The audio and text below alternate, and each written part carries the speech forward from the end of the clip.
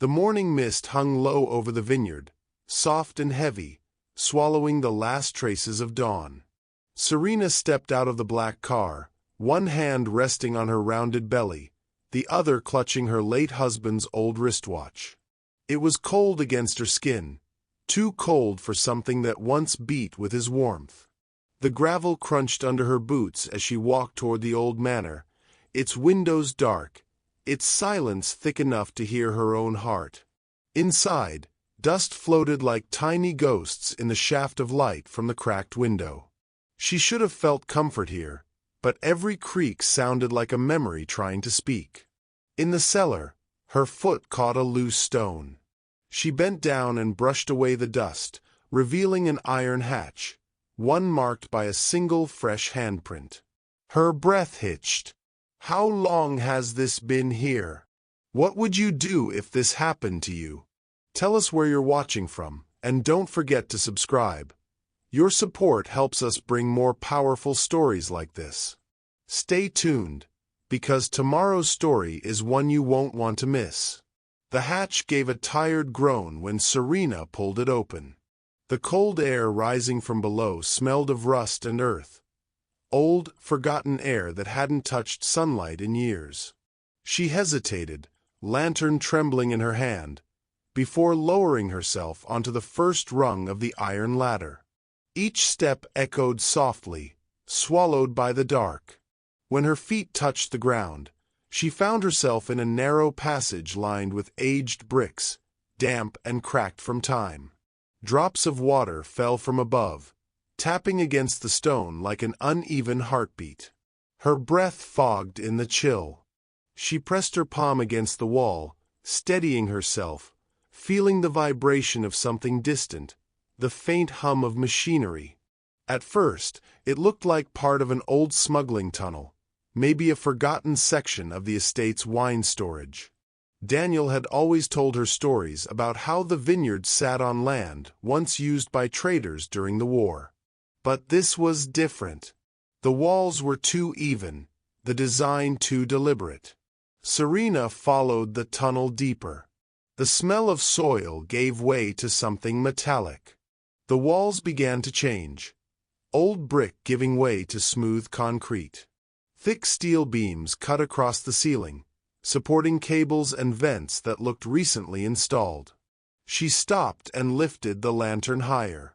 It flickered, revealing faint red lights along the corridor, blinking softly like eyes that had just woken. Her heart beat faster. Daniel had built something down here.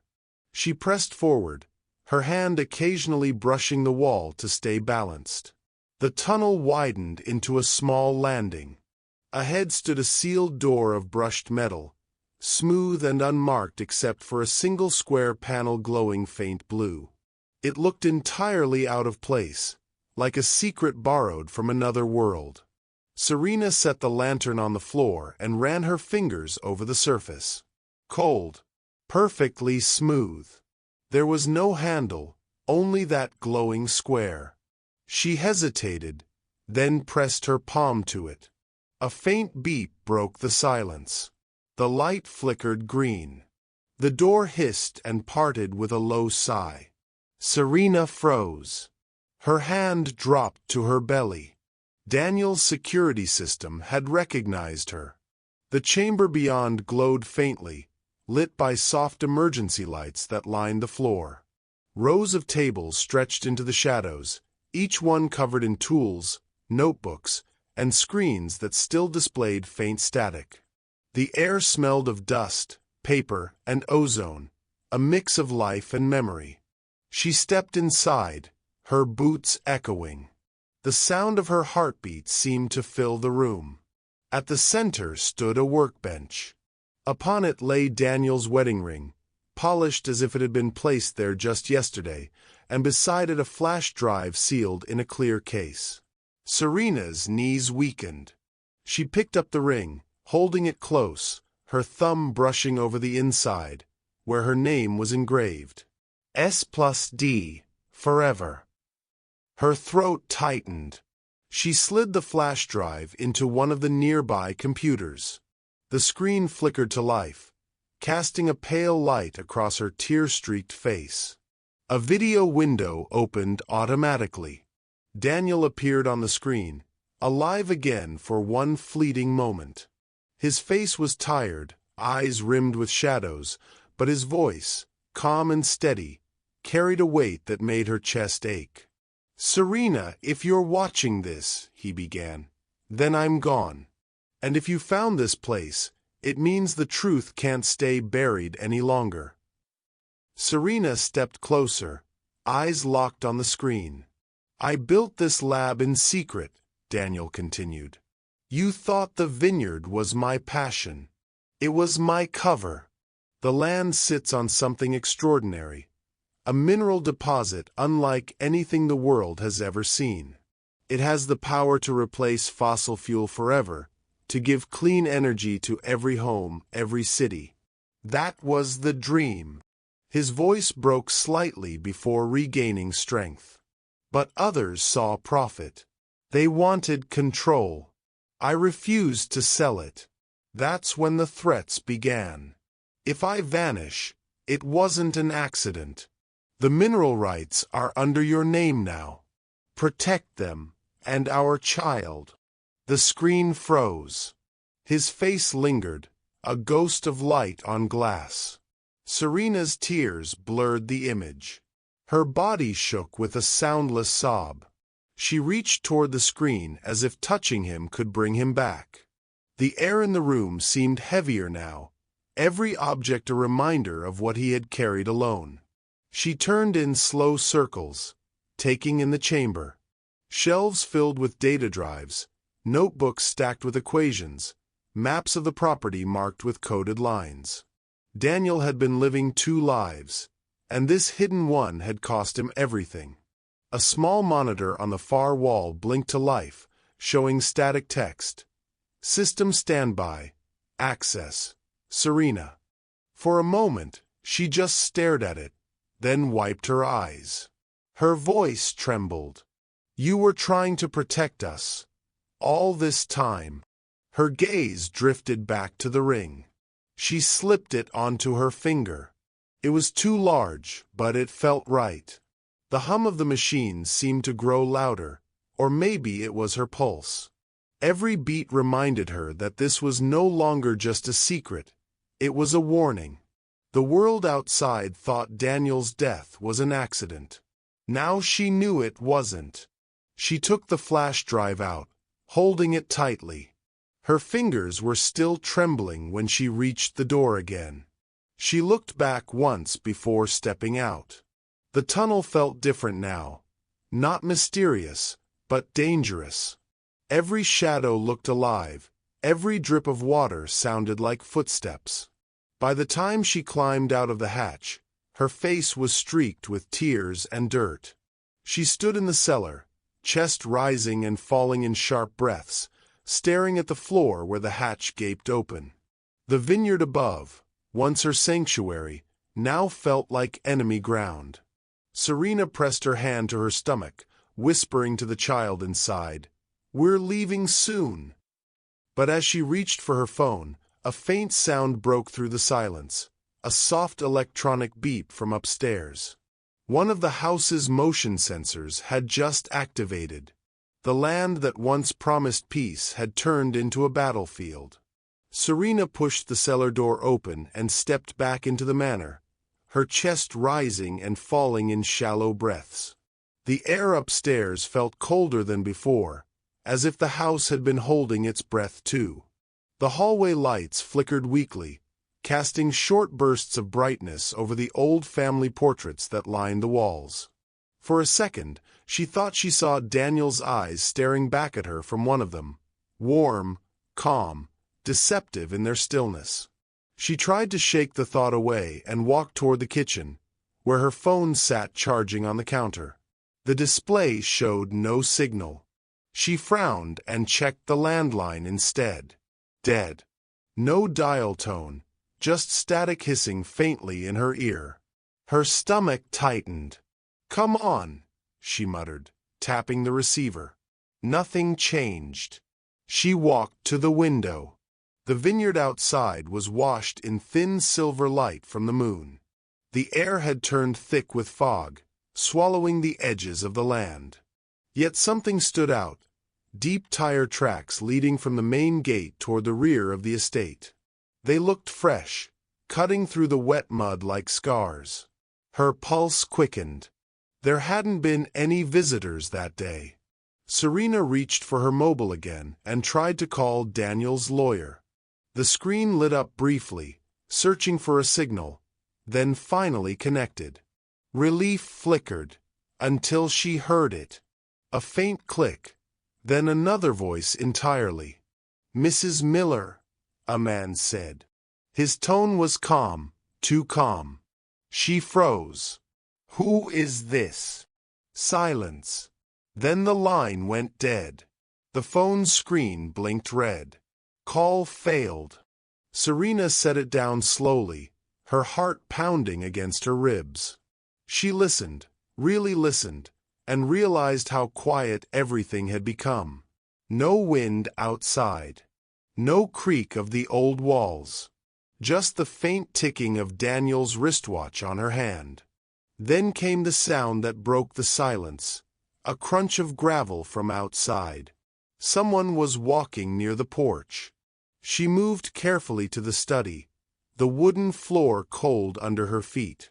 She closed the door halfway and crouched behind Daniel's old desk, her back pressed to the wall.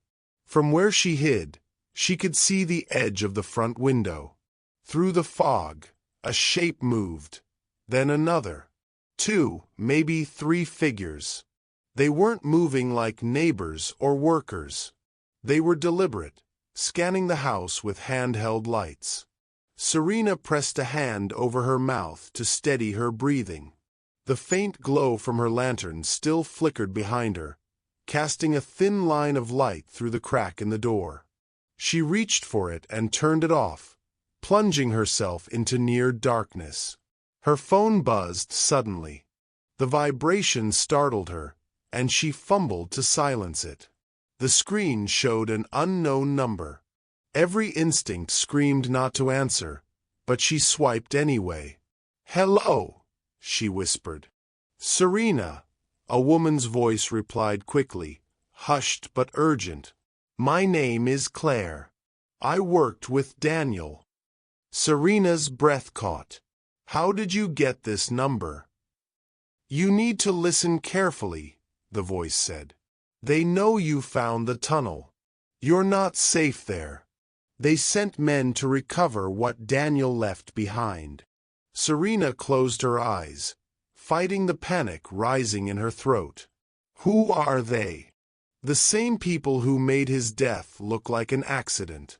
Please, you don't have much time." Serena peeked through the window again. The figures were closer now, flashlights cutting across the yard, glinting off the wet vines. She could almost hear their muffled voices. "Why should I trust you?" she whispered. "Because I was the one who helped him build the system you found," Claire said. "Under the north wing of the house, there's another tunnel, an escape route Daniel planned. He thought this might happen. Find the entrance. Go now." Serena's hand trembled. She looked around the study, her gaze landing on the family bookshelf. Daniel had always kept a framed map of the property there, behind the desk. She reached up, slid the frame off the wall, and found faint markings beneath it, lines and symbols etched into the plaster. One corner of the drawing had a small arrow pointing toward a spot near the north side of the vineyard. "How do I know this isn't a trap?" she whispered. Claire's tone softened. "You don't. But if you stay, they'll find you. Serena, Daniel trusted you to finish what he started. Don't let them take it from you." The phone line crackled, then went dead. A loud thump shook the front door. Serena froze. Another followed, harder this time. She could hear muffled voices outside, then the crunch of boots on gravel. She pressed a hand to her belly. The baby shifted slightly, a small reminder of what she was fighting for. Okay, okay, she whispered to herself. Her pulse raced, but her thoughts began to steady. She couldn't stay. She couldn't hide. She slipped from behind the desk and moved quickly down the hallway. Her bare feet made no sound on the wooden floor. The air smelled faintly of smoke now. Someone had cut the power, and the backup generator must have kicked in. Red security lights blinked overhead, casting brief, haunting flashes across the hall. At the end of the corridor, she reached the north wing. The doors there hadn't been opened in years. Dust clung to the handles, but as she pulled one open, she saw footprints in the thin film of dirt on the floor, fresh, leading toward the old pantry. Her chest tightened. She followed them carefully. The pantry was empty except for stacked wine crates. She moved one aside, then another. Behind them, half hidden by a loose panel, was a small metal grate. She crouched and pried it open, revealing a narrow stairwell descending into darkness. The sound of splintering would echo down the hall. The front door had just been forced open. Serena gripped the lantern, flicked it on, and took one last look behind her. Shadows spilled into the corridor as flashlights cut through the fog outside. Headlights swept across the windows, washing the walls in white. She whispered a prayer, took a breath, and started down the stairs. The air grew colder, thicker, pressing against her as she descended. Her heartbeat thundered in her ears. Above, she heard voices shouting, boots moving quickly through the house. Search every room. She's here somewhere. Serena pressed deeper into the tunnel, the light from her lantern trembling with her every step. The passage twisted sharply and opened into a narrow chamber lined with pipes. The smell of oil and earth filled the air. Her hand brushed the rough wall for balance. The faint hum she'd heard earlier was stronger here, vibrating through the ground. Behind her, faint echoes of footsteps drifted down the stairwell. She tightened her grip on the lantern, whispering to herself, "Keep going. Don't stop now." The tunnel stretched ahead into the dark, curving beneath the vineyard like a lifeline. The deeper she went, the clearer her thoughts became. Daniel had built this to protect her. He'd known one day this might happen. Her breath came faster as she followed the narrow path, turning sharply into another corridor. Somewhere above, she heard the faint echo of an engine, vehicles pulling into the property. She reached a metal gate that looked recently oiled. A keypad glowed faintly beside it. Her fingers shook as she pressed the same code Daniel used for the study safe, his birth year. The lock released with a quiet click. As she slipped through and pulled it shut behind her, bright light flared from above. Through a small vent in the ceiling, she saw headlights flooding the courtyard, cars stopping, doors slamming. Dozens of them. She pressed her back to the wall, the lantern dimmed, and she listened. A voice outside shouted orders. Another answered sharply. Serena felt the first real sting of terror, but underneath it, a fierce, quiet resolve. She was no longer just a grieving widow. She was the only one who could finish what Daniel started. She took one more breath and turned toward the tunnel that led deeper into the earth, where the truth, and her only chance of survival, waited. Serena hurried through the tunnel, the lantern beam trembling as her hand shook with each step. The walls narrowed and twisted, the air growing thicker, colder. Her breathing came fast, uneven, echoing off the stone like a frightened whisper. Behind her, faint thuds, boots, voices, orders shouted through static, rose and fell through the ground. They were close. She pressed forward, ducking under a low beam. The tunnel branched into two paths, one lined with pipes, another leading deeper into shadow. She chose the darker route. It sloped downwards until it opened into a wide, low-ceilinged chamber. The light revealed rows of metal shelves covered in binders, sealed crates, and drives blinking faintly. The air smelled of dust and iron, mixed with the faint sweetness of oil. Serena set the lantern on a table and looked around. There were ledgers filled with numbers, charts, and signatures. Blueprints lay rolled out beside them, marked with Daniel's handwriting. Clean, precise, almost obsessive. His voice seemed to linger in the room, a whisper behind every written word. She unrolled one of the sheets. The map showed the vineyard's foundation, with thin lines branching out like roots into the earth. At the center, marked with a red circle, was the word source. Below it, a note written in Daniel's hand: stabilization complete. Extraction suspended. Risk too high. Her brow furrowed. She opened another binder. Inside were bank records, transfers, contracts, all tied to the same company name, Helios Energy Consortium. But some pages bore red marks across them, Daniel's pen slashing through figures, scrawling words like refused, breach, terminated. Serena's heart thudded painfully. Daniel hadn't just been protecting something. He'd been fighting someone. She found another drive labeled Phase 3. When she inserted it into the computer on the far table, the screen lit up with a 3D rendering of geological layers. Data streamed across the monitor, showing energy readings and mineral scans. The numbers were staggering. The realization hit her like a wave. The mineral beneath their land wasn't just valuable, it was revolutionary. It could replace oil, coal, and gas combined. The clean energy Daniel dreamed of wasn't just theory. It was real, buried right beneath the vines she walked every day. But then another thought crept in.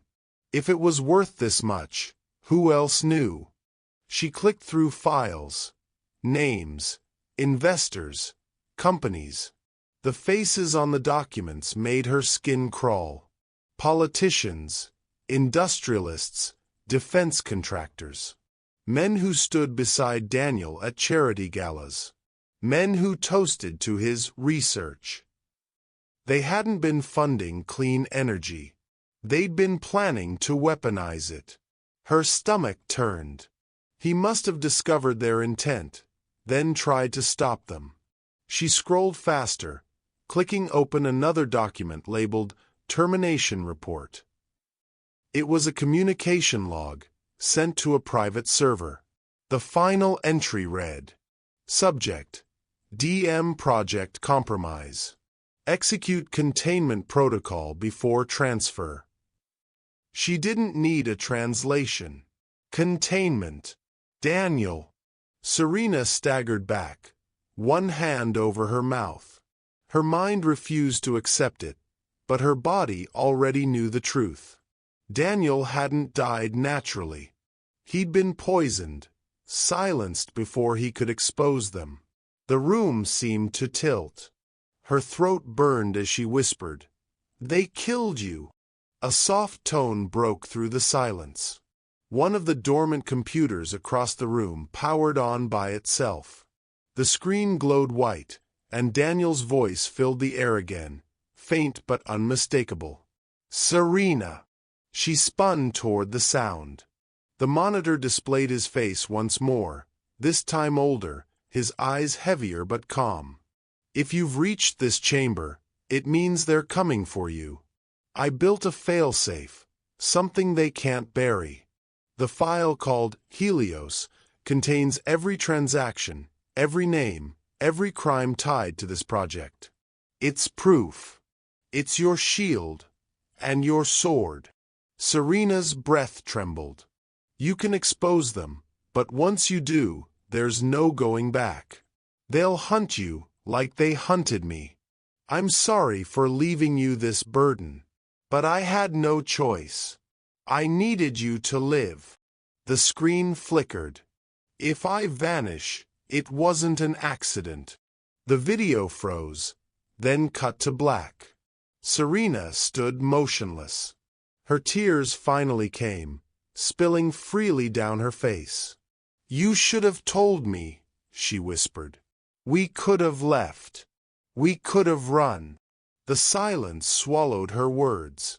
Then she heard it, distant, muffled, but unmistakable. Gunfire. Above ground. Her whole body went cold. The attackers had reached the house. She wiped her tears and looked back at the computer. The Helios file waited on the desktop, a single icon pulsing faintly. She sat down, inserted the flash drive, and opened it. A stream of encrypted data appeared. Daniel's codes, complex, unbreakable, but she didn't need to understand them. She only needed to send them. Her fingers flew over the keyboard, pulling up the old communication log Daniel had used. She searched his archived contacts, journalists, government agencies, whistleblower sites. The first gunshot cracked louder, closer. Dust drifted from the ceiling. She clicked, "Upload all." The progress bar crawled forward, painfully slow. 22%. 39%. 56%. Her eyes darted to the tunnel entrance. She could hear shouts now, boots on concrete, echoes bouncing off the walls. "Come on," she whispered. "Please." The bar reached 84%. 91%. The lights flickered, then went out. Her heart dropped. For a split second, darkness swallowed her. Then a red backup light blinked on, faint but steady. The upload still moved. 96%. Voices echoed down the hall. A flashlight beam flashed against the far wall. Serena grabbed Daniel's ring from the desk, clutching it tight in her fist. "You're not taking this," she whispered to the approaching footsteps. The upload hit 100%. The system chimed softly, transmission complete. A breath of relief escaped her, then the world exploded in light. A blinding flash filled the chamber as Daniel's automated defenses activated. The computers surged, lights flared, and a roaring wave of air threw her backward. She hit the ground hard, dazed, her ears ringing. Smoke poured through the tunnel as heavy steel doors sealed one after another, locking with thunderous clangs. Through the haze, she saw the figures at the far end, dark shapes in tactical gear, just as the final barrier slammed shut. The chamber plunged into silence. Serena coughed, dragging herself upright. Emergency lights glowed dimly along the ceiling. The air was thick with smoke and dust. She pressed a hand to her stomach, feeling the faint movement of life beneath her palm. Her heartbeat thudded against her ribs, fast but steady. The hum of machinery surrounded her again, steady, unbroken. Somewhere behind the walls, the system Daniel had built was still alive, protecting her like his last heartbeat. Serena closed her eyes, whispering into the dark, "It's over." But even as she said it, she knew it wasn't. Not yet. Above her, the world burned, but the truth, Daniel's truth, was out. And in the quiet hum that filled the sealed chamber, she realized what survival really meant. It wasn't just living through fear. It was carrying the truth forward, no matter the cost. Smoke drifted past her face. She exhaled slowly and whispered to her unborn child, "He did it. We did it." Then she sat in the dim light, surrounded by the hum of machines and the faint echo of Daniel's voice, still alive, still protecting her in the dark. The morning light broke through the haze like a reluctant memory, thin and fractured. Smoke drifted in lazy curls above the ruins of the manor. What had once been walls and windows now lay in blackened fragments across the vineyard soil. The scent of burnt oak and ash lingered, heavy and bitter.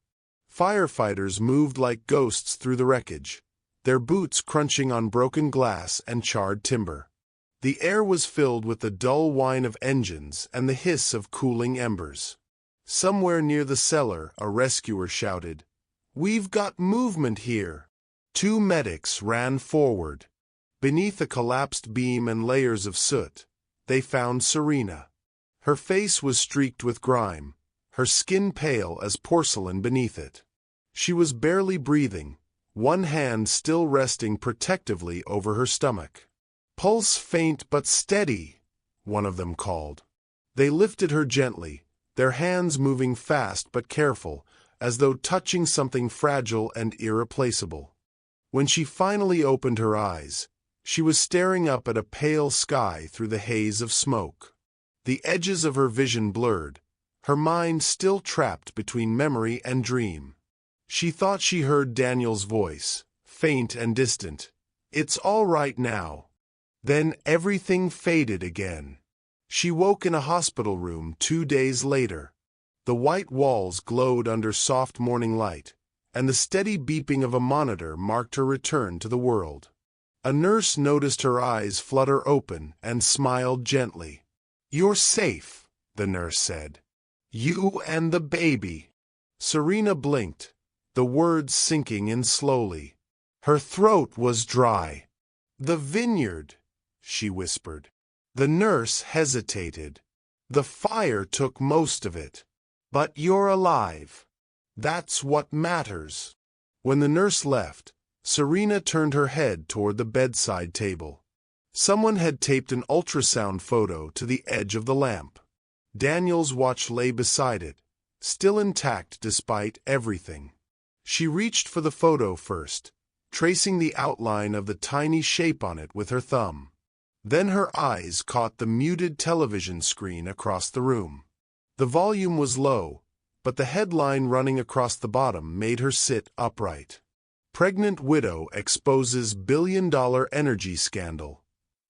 Images flashed, news anchors, clips of burning documents, rows of men in suits being led through courthouse doors.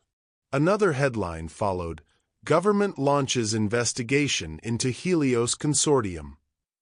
The footage shifted again. Old photos of Daniel appeared beside his name. Visionary scientist, whistleblower, tragic death. The world had taken his secret and turned it into a spectacle. Serena felt the weight of it pressing against her chest. Daniel's dream, their life's quiet foundation, was now public property. She turned off the television. The silence that followed was both relief and ache. That evening, the door creaked open. A woman stepped in, her movements quiet but deliberate. She wore a simple coat and carried no bag, no identification. Serena recognized her instantly from the voice on the phone. "Claire." Claire closed the door behind her, eyes darting once toward the hallway before she spoke. "You're hard to find. They've had journalists circling this place for days." Serena tried to sit up, but Claire gently pushed her back. "Don't strain yourself. You've been through more than enough." "Did it work?" Serena asked, her voice barely above a whisper. Claire nodded. "Every bit of data Daniel left, his research, his evidence, it's out. Governments can't hide it. Corporations can't buy it back. The truth spread faster than they ever expected. People are calling it the Helios Files." A breath escaped Serena's lips, half relief, half disbelief. "So it's over." Claire didn't answer right away. She walked to the window, her silhouette framed by fading light. "For some of them, yes. For you, not yet." Serena frowned. "What do you mean?" Claire turned back, her expression softer now. Daniel was always 2 steps ahead. The data he released, what you sent, was only part of it. He left something else behind. A final piece. Serena's pulse quickened. Another drive? No, Claire said quietly.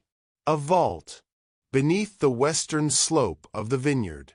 He built it years ago, before the lab under the main house. Said it was insurance, something only you should decide what to do with. Serena shook her head slowly, disbelief mixing with exhaustion. Why didn't he tell me? Because he knew you'd try to stop him, Claire said. He wanted to protect you, but he also trusted that, one day, you'd be the one to finish what he couldn't. The words hit harder than Serena expected. She leaned back against the pillow, staring at the ceiling. The white hospital light made everything too clear, too sharp. I don't want to finish anything, she murmured. He fought to save the world. I just wanted to save him. Claire's eyes softened. Sometimes those are the same thing. Serena let out a small, broken laugh. That sounds like something he'd say. For a moment, they both fell silent. The steady beep of the monitor filled the space between them. Claire finally stepped closer, placing a small envelope on the bedside table. When you're ready, go home. Not for them, for yourself. The map inside will show you where to look. The vault isn't what you think. What is it then? Serena asked. Claire hesitated at the door. A choice. Then she was gone. The room dimmed as the evening sun faded. Serena lay awake, staring at the ceiling. The city outside buzzed faintly through the window. Car horns, distant sirens, a world already moving on from the story she'd lived through. She looked again at the ultrasound photo, the faint outline of life that had survived everything. She reached out, placing her hand gently on her stomach. He wanted you to have a future, she whispered, even if it costs him his. Outside, the sky deepened from gold to blue. The faint flicker of camera lights flashed across the street below, reporters waiting, hoping for a glimpse of the woman who had unknowingly changed the world. Serena turned away from the window. On the bedside table, the envelope sat beside Daniel's watch. She reached for it slowly, slid her thumb under the seal, and pulled out the folded paper inside. A single hand-drawn map. The vineyard. The western slope is marked with a small X. Below it, Daniel's handwriting in neat, faded ink. For when you're ready. This is the truth that belongs only to you. Serena closed her eyes. For the first time since the fire, she felt something close to peace. Not comfort, never that, but a quiet steadiness. She whispered, I'll go. The monitors hummed softly in the background, their rhythm steady. Somewhere outside, a reporter called her name, but she didn't answer. She had a promise to keep. And beneath the ashes of everything she'd lost, something still waited for her. Daniel's final secret, buried in the earth they once called home.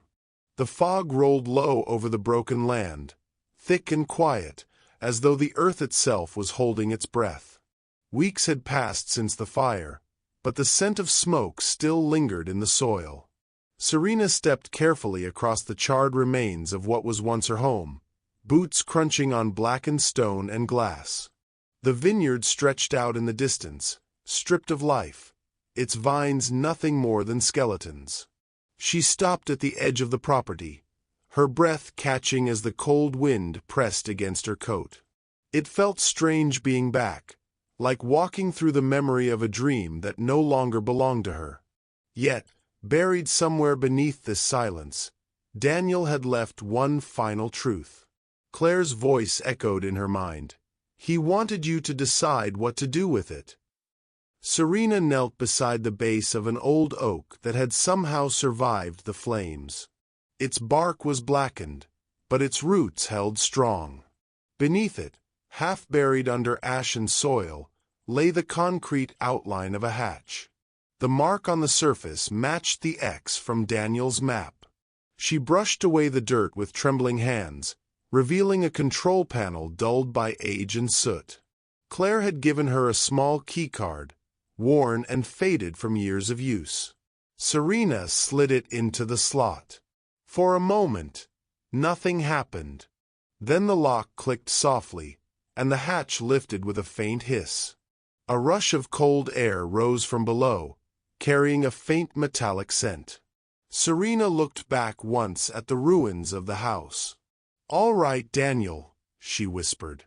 "Show me what you couldn't before."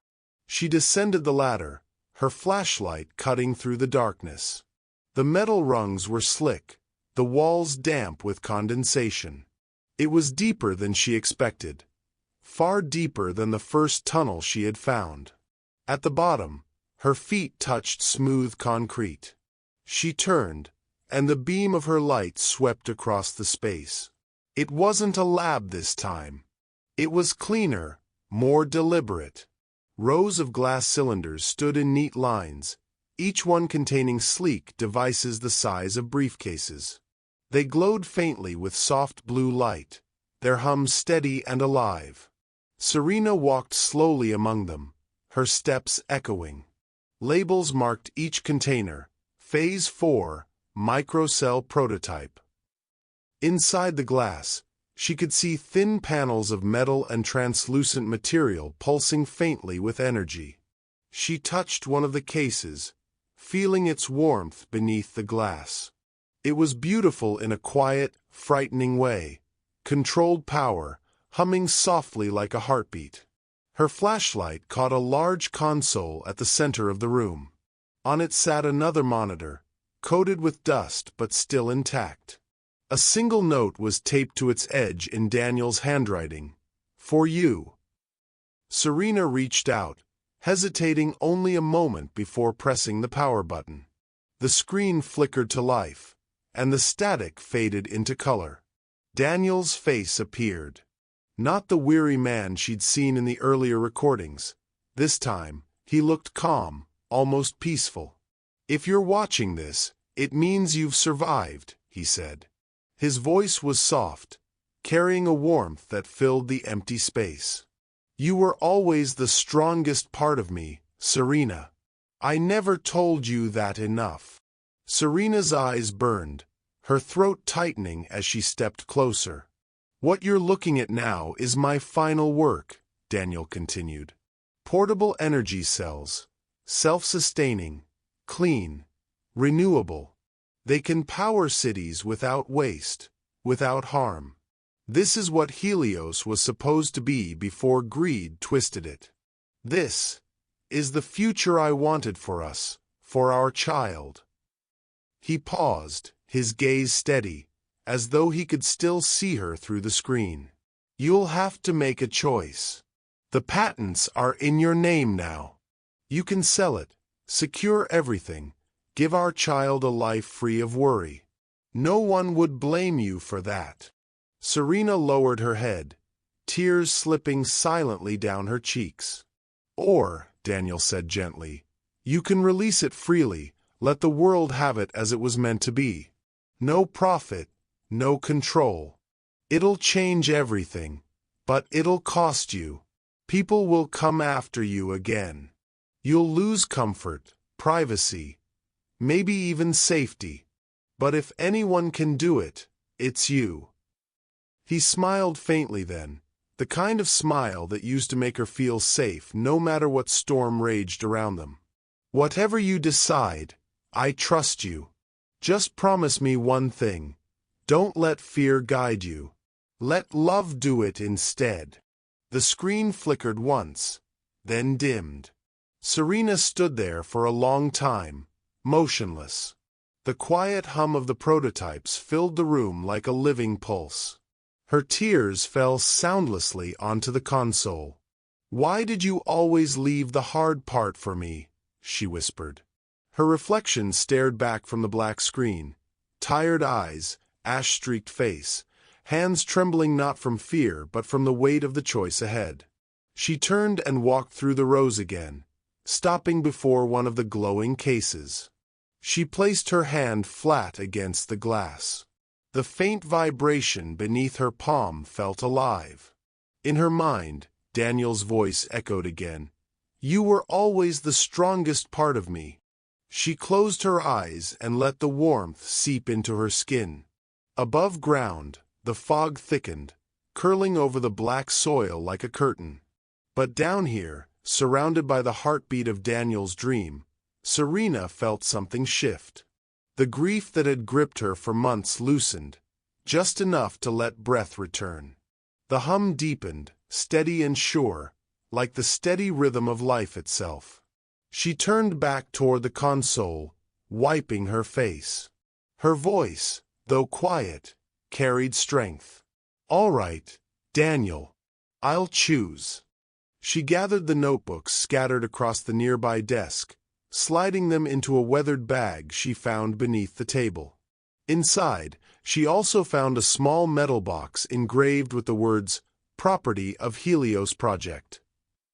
She opened it and found a silver data drive labeled Genesis. Serena stared at it, her heart beat loud in her ears. This was it, the heart of Daniel's work, the one thing that could reshape the future. She held it tightly in her hand, the light reflecting against the faint scratches on its surface.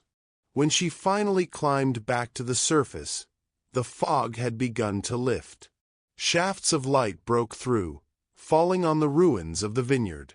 The vines, blackened and lifeless, seemed to shimmer faintly in the dew. Serena stood among them, the drive in her pocket, her breath visible in the cool air. She looked toward the horizon, where the sun was just beginning to rise. It wasn't warmth she felt exactly, but clarity. Daniel had left her a choice between comfort and conviction, between survival and truth. And as the morning light touched the scarred land, she knew she wouldn't walk away from the man he had been, or the world he had dreamed of. Not now. Not ever.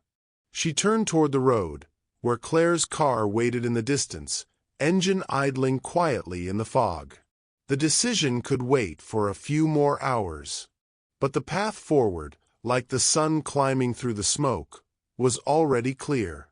The city felt colder than she remembered. Steel towers rose like monuments to power, their mirrored faces reflecting the gray sky. Serena stood by the window of Claire's small office, watching the traffic crawl below. She hadn't spoken much since returning from the vineyard. The silence between her and the world had grown into something almost comforting, an invisible barrier that let her think, breathe, and grieve in her own rhythm. Claire sat across the desk, her expression calm but her eyes restless. On the table between them lay a thick folder stamped classified. Inside it, legal notices, claims of ownership, government requests, and letters from investors whose names carried weight in every industry. "They're calling it a matter of national interest," Claire said quietly, her voice steady but low. "They claim Daniel's work can't belong to a single person. They want access to the prototypes, the vault, everything." Serena didn't turn from the window. "And if I say no?" "Then they'll take it anyway," Claire replied. "They'll bury it under new contracts, lock it behind research licenses, and it'll disappear. You know how this works." Serena nodded, her reflection in the glass pale and distant. Her hand rested over her belly, feeling the soft, rhythmic movements beneath her palm. "He built it for everyone," she murmured. "Not for profit, not for politics, just for hope." Claire sighed, rubbing her temples. "And that's why they'll never let it stay that way. You've got a child to think about. You could sell the rights, take the payout, and live quietly somewhere far from all this." The thought had crossed Serena's mind more times than she wanted to admit. A life without fear. A safe home, a steady future, No more courtrooms or news cameras waiting outside her door. She could almost picture it, her baby growing up in peace, never knowing the weight of secrets and danger. But every time she imagined that life, she saw Daniel's face from the video, that steady look in his eyes when he'd said, "Let love guide you." She turned to Claire. "How much is it worth?" Claire hesitated. "Honestly, more than anyone can calculate. We're talking about ending global fuel dependence. Billions, maybe trillions, over the next few decades. You'd be one of the wealthiest people alive." Serena gave a faint smile, one without warmth. That's what they said about Daniel too. The two women sat in silence for a moment. Outside, a horn blared, sharp and distant. Serena closed her eyes, hearing Daniel's voice again, the words that had once felt like comfort now echoing as challenge. "Some things are too important to sell." She opened her eyes and looked straight at Claire. "What happens if I make it public?" Claire leaned back. "They'll fight you. Every company tied to the energy sector will file injunctions. Governments will issue cease and desist orders. But once the information is out there, open source, accessible to everyone, they can't stop it. Not without tearing down half the internet." "Good," Serena said softly. Claire frowned. "You're serious?" Serena nodded. Daniel didn't build Helios for control. He built it for freedom. If I sell it, I become everything he stood against. Claire studied her carefully, then nodded once. "Then we'll do it the right way. Quietly. Secure servers, trusted journalists, environmental agencies. Once the files are uploaded, no one can erase them." Serena took a deep breath. The decision settled over her like a final curtain, heavy but steady. "How long will it take?" 48 hours, Claire replied. "After that, there's no turning back."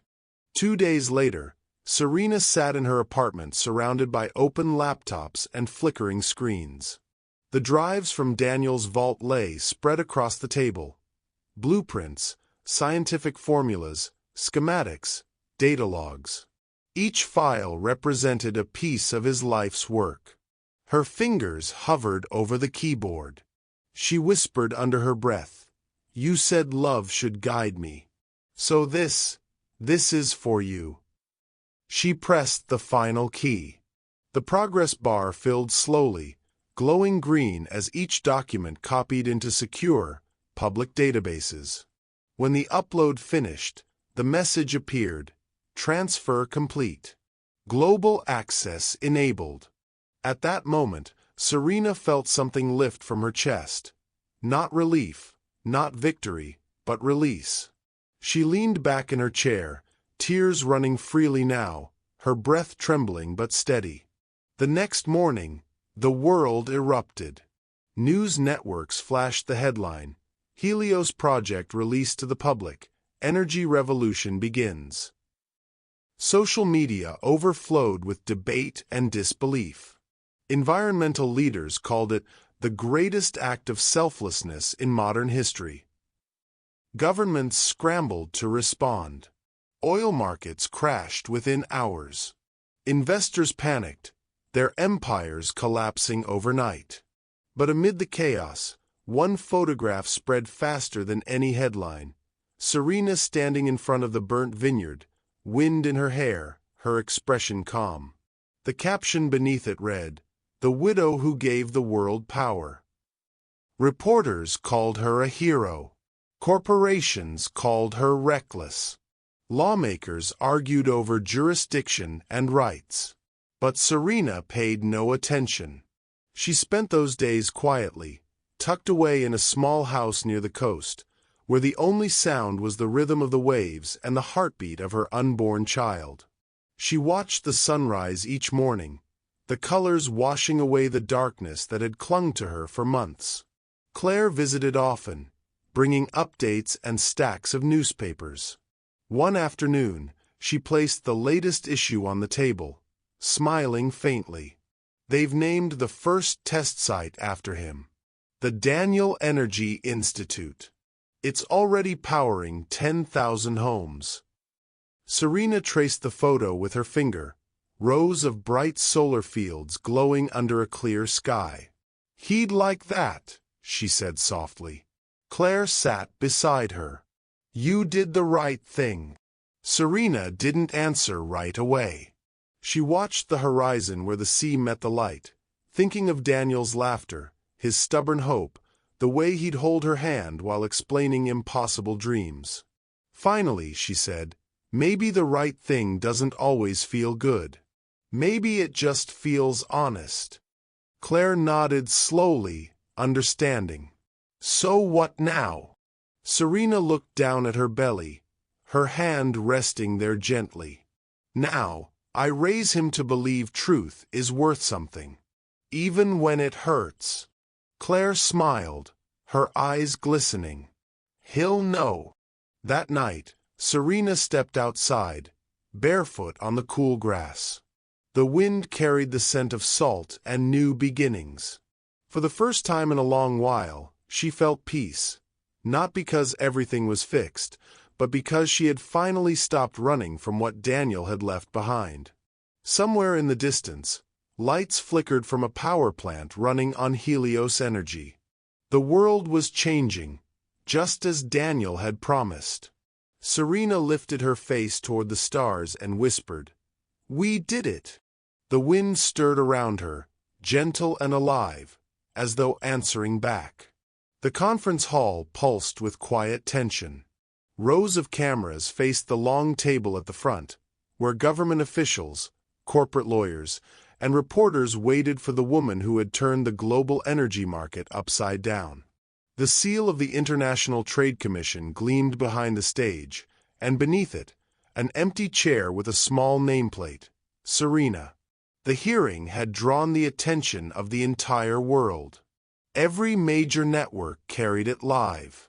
For weeks, the remaining investors behind Helios had accused her of theft, claiming she had leaked unverified technology and endangered economies. They called her unstable, unfit, a grieving widow driven by emotion. But the world had also seen the good that Daniel's invention had already done. Small towns powered for the first time in decades. Hospitals in remote regions running on Helios energy cells. Light where there had been only darkness. When the doors opened, the crowd went still. Serena entered quietly, wearing a plain black dress, her hair tied back. No entourage, no lawyer beside her. Just a folder in her hand and calm in her eyes. As she took her seat, the cameras flashed. The chairperson cleared his throat. Mrs. Serena, you've been accused of releasing confidential material belonging to private entities. Do you understand the charges? She nodded. I do. The lead investor, a man named Rourke, leaned forward, his tone sharp. You stole proprietary data, manipulated public opinion, and destroyed years of legitimate research. What you did wasn't noble, it was reckless. Serena met his gaze evenly. Is that your official statement? Rourke smirked. It's the truth. She opened her folder slowly, revealing a set of papers bound neatly together. Then let's talk about truth. A large screen lit up behind her. Her voice remained steady, calm. This is the original Helios development log. Every line of data, every schematic, authored and verified by Daniel. She tapped a page. Here's his signature. Here's yours, Mr. Rourke, on the contract agreeing that all intellectual property reverted to Daniel upon project termination. You remember that clause. Rourke shifted uneasily. That document could be fabricated. Serena pressed a button on the tablet beside her. The next slide appeared, a video clip, grainy but clear. Daniel's voice filled the hall. The Helios project was never intended for private use. If anything happens to me, this recording is proof that I revoked investor access due to ethical violations. Gasps rippled through the audience. Serena turned back to the panel. That's Daniel's handwriting, his voice, his time-stamped recording. The data is verified by independent labs. So tell me, how does a dead man fabricate evidence? The officials whispered among themselves. Rourke's face tightened, his confident smile faltering. Serena continued, her tone unwavering. You say I'm unstable because I exposed the truth. You call me emotional because I lost the man who built what you tried to steal. But you're not angry because I lied. You're angry because I didn't stay silent. The chairperson leaned forward. Mrs. Serena, are you suggesting that these investors deliberately suppressed your late husband's work? She turned toward the cameras. No. I'm saying they tried to bury him with it. The silence that followed felt heavy, like the moment before a storm. Rourke slammed his hand on the table. Enough of this, he shouted. She's turning this into a circus. You can't prove motive. Serena reached for one last paper, the one she had kept folded until now. Her voice softened. Maybe not motive, but I can prove intent. She unfolded the letter, the edges worn and faintly stained. This was Daniel's final note to me, written 2 days before he died. She glanced at the chairperson. May I read it? He nodded. Serena steadied her breath, the room shrinking until all she could hear was her heartbeat. She began to read. My love, if this reaches you, it means I'm gone. I know you'll want to fight for justice, but please remember, our work was never about vengeance. The value of truth isn't in what it earns, but in what it frees. Let it free you too. Her voice cracked slightly, but she kept reading. I built Helios to give the world a chance to breathe again. Don't let them turn it into another cage of greed. You were always my light when everything else went dark. If you must choose between wealth and conscience, choose the one that lets you sleep at night. Serena lowered the letter slowly. The hall was silent. Even the clicking of cameras had stopped. Every person there, politicians, reporters, critics, sat still, the weight of Daniel's words settling over them. She looked up, her voice quiet but sure. I didn't come here to defend myself. I came here to remind you that progress doesn't belong to the highest bidder. It belongs to the hands willing to share it. The chairperson turned to the panel, whispering among the officials. Then he spoke into the microphone. This hearing acknowledges the authenticity of the evidence presented. All claims against Serena are dismissed effective immediately. Rourke rose from his chair, furious, but the guard stepped forward before he could speak. The cameras flashed again, capturing his pale expression as the crowd began to murmur. Serena stood slowly. For the first time in months, her shoulders relaxed. The tension that had bound her seemed to release all at once. As she gathered her papers, someone in the audience began to clap, just once. Then another. Within moments, the entire hall was on its feet, applause rolling through like a wave. Serena didn't smile. She didn't bow or acknowledge it. She simply walked toward the exit, the sound of clapping following her down the corridor like distant thunder. Outside, the air was bright and cold. Reporters shouted her name, microphones flashing, but she kept walking until the noise faded behind her. At the steps leading to the street, she paused, glancing up at the sky. The clouds were moving fast, streaks of light breaking through. For the first time, she felt the weight of everything she had carried, not as a burden, but as something finally put down. Claire waited by a parked car. "You did it," she said softly. Serena shook her head. "No, he did." Claire smiled faintly. "Still feels good to breathe again, doesn't it?" Serena looked toward the horizon, where the city lights shimmered in the distance. "It does," she said quietly.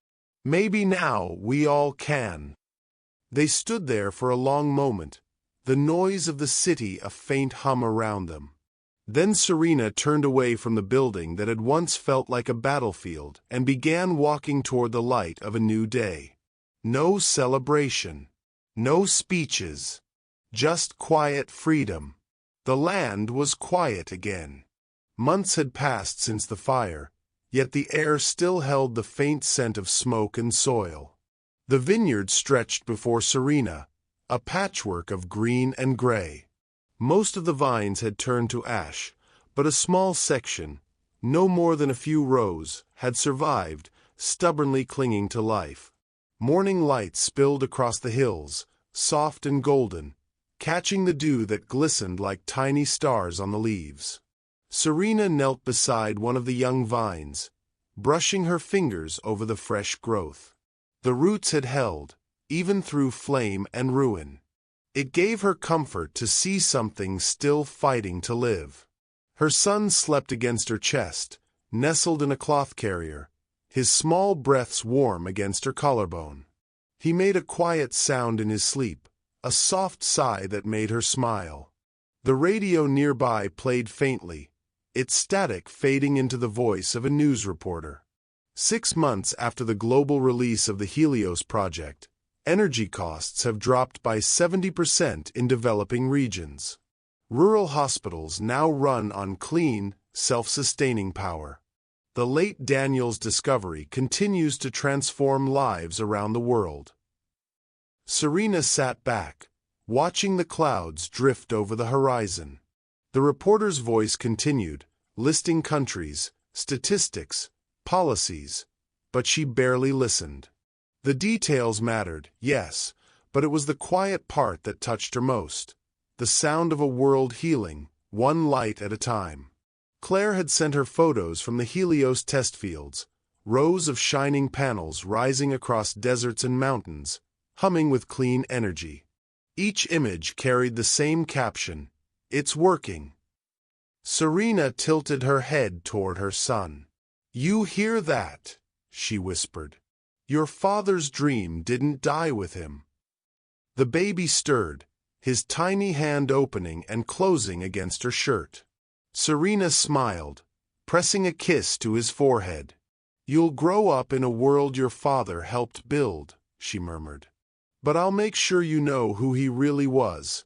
Not a legend, not a headline, just a man who never stopped trying." She looked around at the land that had once been their home. The burned manor had been cleared away, leaving an open field where wildflowers had started to grow. It was strange how destruction could make space for something new. The vineyard's caretaker, an old friend of Daniel's, waved from the far end of the hill. "Soil's good again," he called. "We can start planting next season if you're ready." Serena nodded, shading her eyes from the sun. "We'll plant. But this time, it's not just grapes. Daniel's designs for soil batteries. They can store Helios power underground. Let's use the land for more than wine." The man smiled knowingly. "You really are his partner." As he walked off, Serena glanced down at her son again. "Your father used to say the earth remembers kindness," she said softly. "Maybe that's why it's still alive, because he never stopped giving back."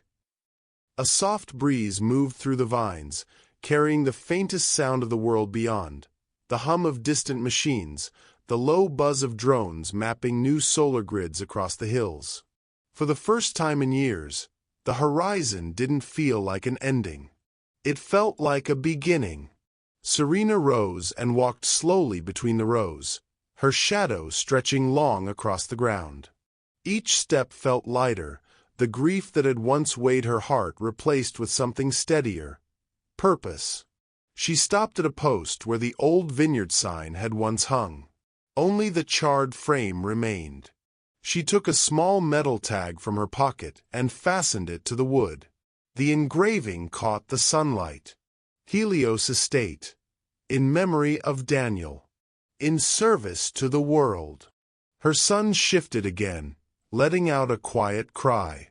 Serena rocked him gently, whispering, "Shoo, it's all right. We're home."